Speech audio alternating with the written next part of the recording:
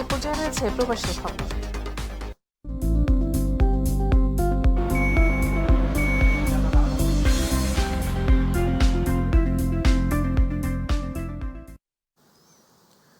কুয়েতে লাইসেন্সবিহীন মুদ্রা লেনদেনে কঠোর শাস্তির বিধান রেখে নতুন আইনের প্রস্তাব করা হয়েছে। প্রতিনিধি আল আমিন রানা জানান, কুয়েত সরকারের ক্যাবিনেট এ সিদ্ধান্ত অনুমোদনও করেছে।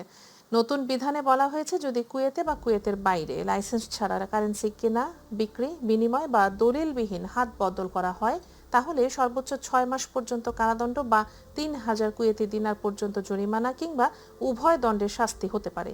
সেই সাথে এমন কাজ কোনো দোকান বা প্রতিষ্ঠান করলে 5000 থেকে 20,000 দিনার পর্যন্ত জরিমানা এবং সংশ্লিষ্ট শাখা বা দোকান বন্ধ করার ব্যবস্থা নেওয়া হতে পারে। তাছাড়া এই কাজের সাথে যুক্ত যন্ত্রপাতিও জব্দ করতে পারবে কুয়েতের সংশ্লিষ্ট প্রশাসন। এমন অপরাধের তদন্ত ও প্রসিকিউশন করার দায়িত্ব পাবলিক প্রসিকিউশনকে দেওয়া হয়েছে। এমন বাস্তবতায় প্রবাসী কর্মীদের কুয়েতে মুদ্রা লেনদেনের বিষয়ে সতর্ক থাকা প্রয়োজন বলে মনে করছেন সংশ্লিষ্টরা।